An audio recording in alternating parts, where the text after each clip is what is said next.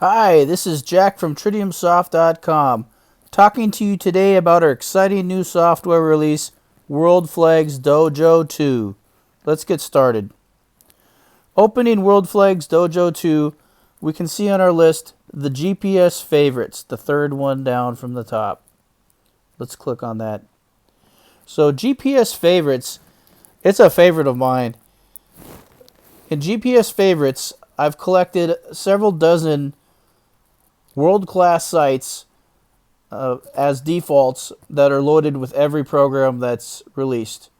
In addition to this, users can add or delete any location that they would like inside GPS favorites. It's a great little feature. If we look here, we can see the first item that popped up here is Pebble Beach, the seventh hole precipice. And if we touch on this pin here, which is in the center of the screen, it shows this is pin number 1. GPS favorites always opens to pin number 1. The next pin's not always pin number 1, but it always opens to pin number 1 at this time. And you can see here, under latitude and longitude, it shows you precise GPS coordinates for this location. And we can close this little pin if we want, or we can leave it open, doesn't matter. The other thing we notice is that we can move this map around. We're not locked in to one location. And in fact, I can drop another pin anytime I want to. So if I just want to press this fave button, boom, I got a new pin. And if I say, oh, that's a horrible place for that pin to be, I can just press the delete button, and it'll erase the pin that I just made. And so that's a really nice feature, is that it'll insert pins, and you can get rid of them easily. Or I could rename it. Maybe I want the same pin. I'll just move it over a little bit and call it something else. Call it golf spot. And I can drop this fave, and it's right there on maybe a putting practice or driving range or something, or a driving spot for this. Yeah, it's the tee for a different hole, it appears. But in any case, now I can go press the last button here, and it brings me back to my original spot. If I press the next button, it goes to golf spot. We just made this. Well, let's just say, well, I don't really want to have this spot. It's not that important. So I'll just go delete. It's gone. So I'm going to continue pressing next till I find some other nice ones. So some of these are just ones on my personal phone I was looking at. And you can see on the bottom, it pops up the addresses for these positions, which is a really nice feature. It tells me what time it is there, and it gives me the address. So here you can see Cal Stadium. It's 443. It's in Berkeley.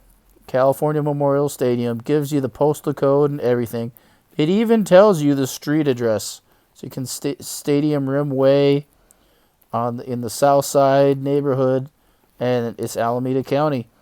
Another feature we have here is it has the GPS coordinates and the map window coordinates. So if you didn't know that stuff, you could look it up. And another nice feature is, well, let's say I'm at Cal Stadium, but I really want to know what this location over here is. It looks like a practice stadium or something, practice field. I can go GPS over it, and it's telling me, oh, that's the Maxwell family field. So right there, it's telling me it's on Piedmont Avenue, and all this information that I didn't have by just looking at it. So it's a really nice feature to have. You can do it over houses. You can do it over football fields, soccer fields, parks, whatever you want. And if there's information, it'll come back. The thing to remember is it's going based off the center of the map, and so it's easier if you zoom in to get better results. In this case, it worked just great. So if we go next again, oh, Oregon Ducks Field, we can see it's 445 up there. And if we just continue along, we'll go into a very big loop. We can make the loop bigger anytime we want, or we can make it smaller. Oh, and I say, oh, I just passed over the pyramids of Giza. I can go the last button, and it'll bring me back to Giza. And so by using this, I can easily navigate. Next is forward to the list, last is backwards to the list. And I could zoom out and say, wow, look at this pyramid, and say, oh my gosh, we got 3 pyramids in a row. So you can adjust the map.